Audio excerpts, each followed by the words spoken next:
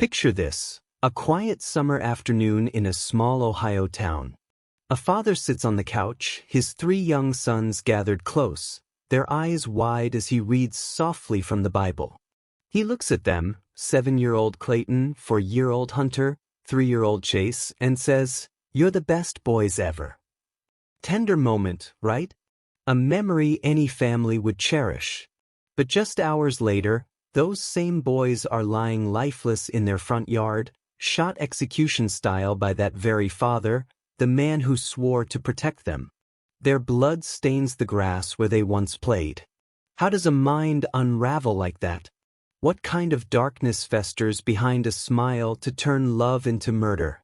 Today, we're peeling back the layers of one of the most chilling cases Ohio has ever seen, a story that starts with a Bible and ends in a nightmare. On June 15, 2023, the quiet streets of Monroe Township, a sleepy little corner of Ohio, became the backdrop for a nightmare no one saw coming. 33-year-old Chad Doerman, a father, a husband, a guy who blended into the everyday hum of small-town life, turned his family's modest ranch-style home into a crime scene that sent shockwaves across the nation. In a matter of minutes, he killed his 3 sons, Clayton, just 7 years old, Hunter, a wide-eyed 4-year-old, and Chase, barely 3, in cold blood, execution style, right where they lived and played. His wife, Laura, and his teenage stepdaughter, Alexis, survived the onslaught, but only by a thread, their lives shattered in ways words can't capture. Here's the kicker. This wasn't some impulsive breakdown, a snap decision gone wrong. No, Chad had been plotting this for months, quietly, methodically, behind closed doors. How did it come to this? What pushed a man to erase his own children? Stick around, because we're about to unravel the chilling lead-up to that horrific day, step by step, and reveal what justice meant for the family left picking up the pieces. Clayton, Hunter, and Chase Doerman weren't just names splashed across a news ticker. They were little boys bursting with life, each one carving out his own special place in their tight-knit family. Clayton, the oldest at 7, was the leader of the pack. He had this infectious grin and a passion for baseball, always swinging for the fences at Little League games, his dad cheering from the sidelines. He loved tearing around on go-karts too, the wind whipping through his hair, dreaming of being a racer someday. Then there was Hunter, the 4-year-old middle child, a ball of giggles and boundless energy. He was the kind of kid who'd chase butterflies in the backyard or tag along behind Clayton, mimicking his every move, his big brother's shadow in the best way. And Chase, just 3, was the baby of the bunch, wide-eyed, curious, and glued to his brother's sides. He'd toddle around with this tiny voice, asking a million questions, his innocence lighting up every room. Their mom, Laura, called them her whole world, her 3 little miracles.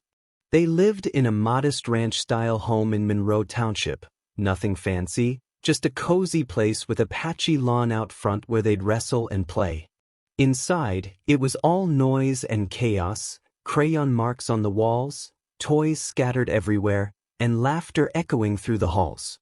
A home full of love, where bedtime meant piling onto the couch for stories, and mornings started with sticky pancake fingers.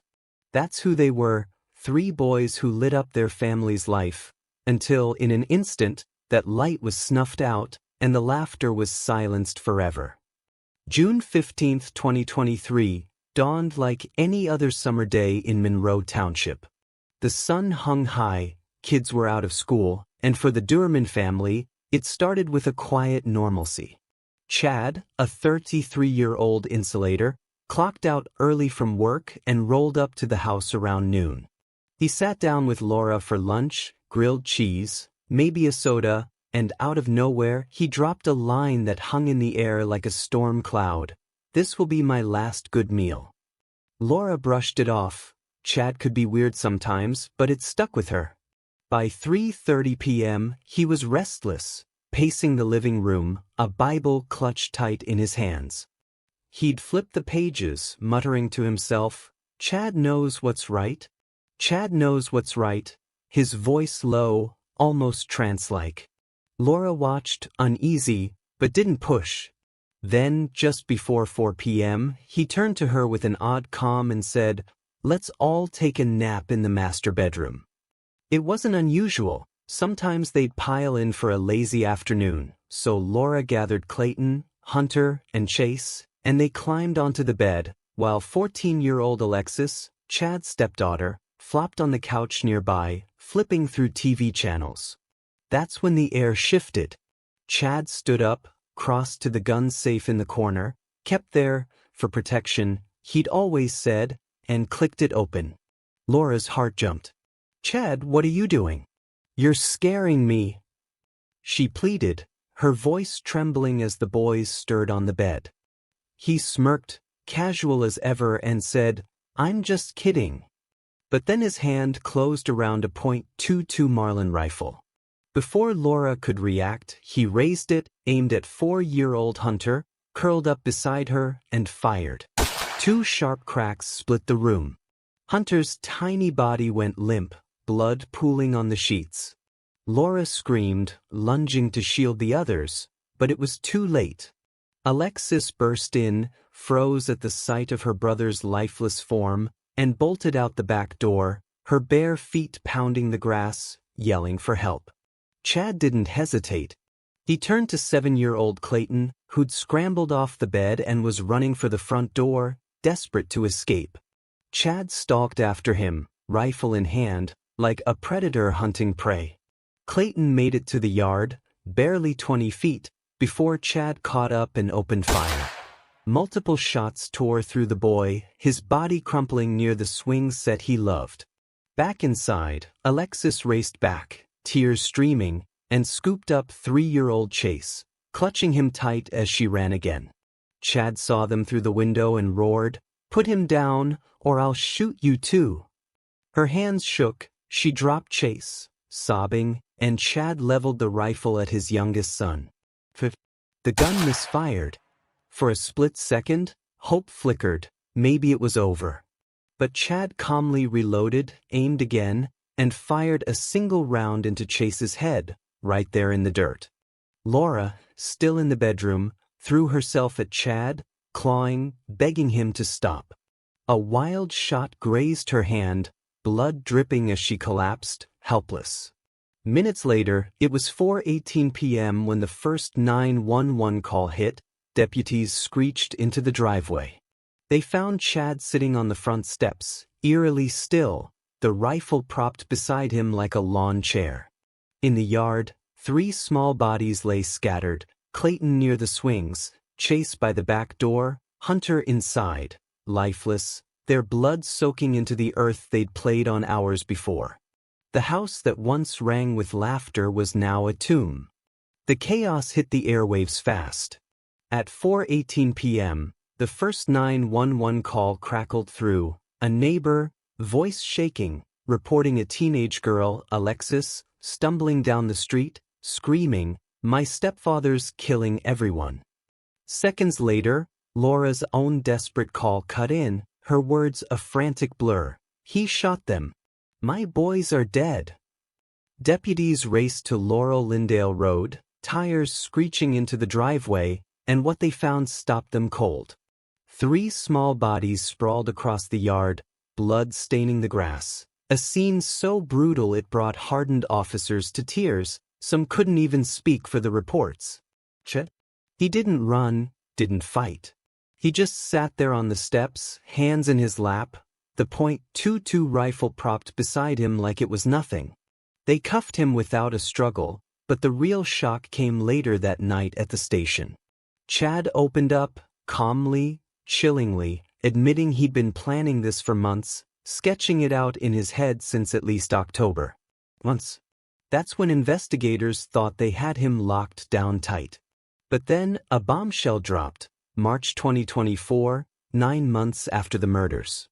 A judge ruled Chad's full confession, that detailed roadmap of his intent, was inadmissible. But deputies had botched it, questioned him for hours without properly reading his Miranda rights, then kept pushing even after he mumbled for a lawyer. The prosecution's slam dunk case teetered. They had to scramble to rebuild without that tape. You'd think that'd let Chad off the hook, right? Wrong. The evidence was a mountain they couldn't climb over. The .22 Marlin rifle, his fingerprints all over it, matched the bullets pulled from the boys. Alexis's eyewitness account, her voice still echoing in court, painted every second of the horror. Laura's injuries, her hand shredded by a bullet, backed up her fight to save her sons. And then there were Chad's own words, not from that tossed confession, but from later jail calls, where he bragged to his brother about being bigger than Hitler. Arrogance sealed it. By the time prosecutors regrouped, the question wasn't, did he do it? They had him dead to rights. The real mystery was, why? What flipped the switch in a man who'd coached Little League into a monster who hunted his own kids? August 2, 2024, the Clermont County courtroom was packed, the air thick with tension, grief hanging like a shroud. That's when the pain poured out, raw and unfiltered, through the voices of the survivors. Alexis, Chad's 14-year-old stepdaughter, couldn't face him herself. Her words were read by a prosecutor, each syllable trembling with a mix of love and betrayal. She said, "Chad, I trusted you with my life. I looked up to you more than anything. I'll never forgive you for what you've done, but I'll never hate you." She talked about softball games, how he'd cheer her on, how she still wished she could tell him about a good hit, then how that same man ripped her brothers away. Chad broke down as her statement echoed through the room, sobbing into his hands, shoulders shaking like he'd finally felt the weight. But when Laura's turn came, something shifted. Laura's statement read aloud as she sat, too broken to speak, was a gut punch, a mother's agony laid bare. On June 15, 2023, "My life was changed forever," she began. "I grieve every day for my 3 sweet, so very little sons, Clayton, Hunter, and Chase. Where there used to be laughter, happiness, the noise of rowdy little boys, there's now silence and emptiness." She described the swing set she'd never push them on again, the Christmas mornings gone quiet, and this, "I struggle every day with the will to get up or give up. No punishment can match the torture I endure." Chad didn't flinch this time. His face went stone cold, eyes fixed ahead, like her words couldn't touch him anymore. The room felt it, a chill settling in. Then the defense stepped up. Chad's lawyer, voice steady but pleading, tried to explain the unexplainable. Chad was delusional, in psychosis when this happened, he said. All 3 psychologists agreed he was profoundly sick. He loved those boys more than anything. He wishes he'd stayed at that clinic longer that day. It was a desperate bid for mercy, painting a man undone by his own mind. But prosecutor Mark Tuckolv wasn't having it. He stood tall, voice cutting through the haze, and delivered a line that stuck. This was lightning from a blue sky, planned, ruthless, and evil. He pointed to Chad's months of scheming, his calm reload when the gun misfired, and said, "This wasn't madness, it was a choice." The courtroom hung on every word, torn between a father's tears and a killer's cold stare, the truth buried somewhere in between. So, who was Chad Doerman really? On the surface, he was just another 33-year-old everyman from Monroe Township, a blue-collar insulator who'd clock in, clock out, and come home to his family. To the neighbors, he was the guy tossing a baseball with his boys in the yard, coaching Clayton's Little League team, teaching Hunter how to cast a fishing line down at the creek. He'd grill burgers on weekends, crack a beer, and laugh with Laura about the chaos of raising 3 wild kids. A family man, through and through, or so it seemed. But peel back that picture-perfect veneer, and the cracks start to show, jagged and deep. Rewind to that morning, June 15, 2023. Chad wasn't himself. He'd woken up restless, barely slept in days, his mind a tangle of what he later called confusing feelings. Around 9 a.m., he drove to a little clinic, walked in, told a nurse he needed help, something vague about his head not being right. 2 minutes later, he bolted, didn't wait for a doctor, didn't explain. Instead, he stopped at a gas station, bought a Miller Lite, and chugged it in the parking lot like it'd drown whatever was clawing at him. That wasn't new. Court records show he'd been spiraling since October 2022, 8 months of sleepless nights, pacing the house, scribbling in notebooks he wouldn't let Laura see. His dad got cryptic calls. "Clayton will be the hardest one," Chad muttered once, voice flat, no context. What did that mean? His lawyer had an answer in court: psychosis. Chad was delusional, he insisted, pointing to 3 psychologists who agreed he'd snapped, lost in a mental fog so thick he couldn't tell right from wrong. They said he'd twisted religion into something dark, clutching that Bible like a lifeline, convinced he was saving his sons from some unseen doom. He'd murmur about God, about sacrifice, like he was Abraham with a rifle instead of a knife. But then there's the other side, the chilling hints that scream premeditation. That morning, he'd played Happy in Hell by Colt Ford on repeat, "I'm happy in hell, with a smile on my face," lyrics that echoed as he paced. He'd cleaned the .22 rifle the night before, tested it, made sure it was ready. And when he reloaded after that misfire, chasing Chase down, there was no hesitation, just cold, calculated focus. So what was it? A mind shattered by psychosis? A father genuinely believing he was sparing his boys some cosmic fate? Or something uglier, revenge, control, a slow-burning rage no one saw coming? Maybe it was both, a collision of mental collapse and meticulous planning, a perfect storm that turned a little league dad into a monster. One thing's sure, those cracks were there, widening for months, and no one caught the fall until it was too late. What do you think pushed him over the edge? By August 2, 2024, the wheels of justice finally turned for Chad Doerman. After more than a year of legal wrangling, he stepped into a Clermont County courtroom, shackled and silent, facing a reckoning for the lives he'd stolen. Prosecutors had originally pushed hard for the death penalty: 9 counts of aggravated murder, kidnapping, assault, a 21-count indictment that screamed for the ultimate punishment. They called it a case that demanded it. A father who hunted his own sons, execution style, with no remorse in the moment.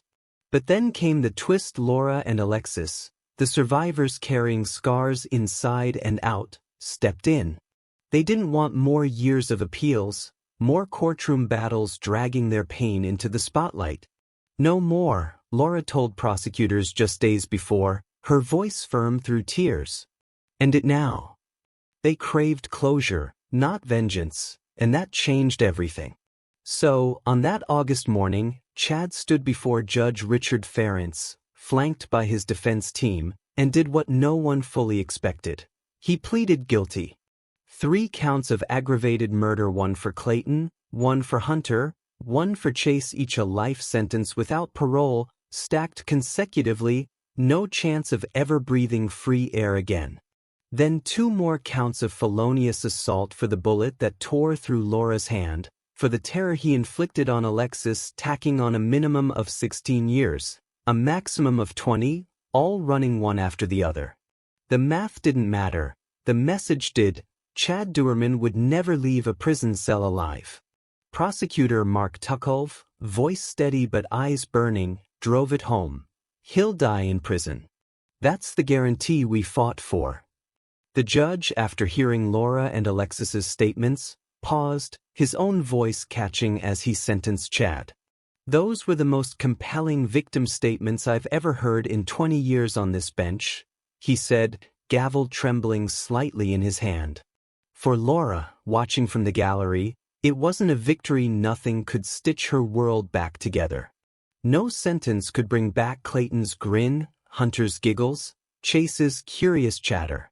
But as the gavel fell, she exhaled a jagged, shaky breath and later said it was the closest she'd come to finality since that June day.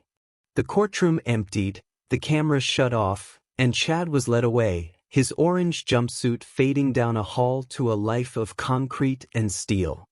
Justice was served, cold and absolute, but for the family left behind, it was just the start of living with the void he'd carved out.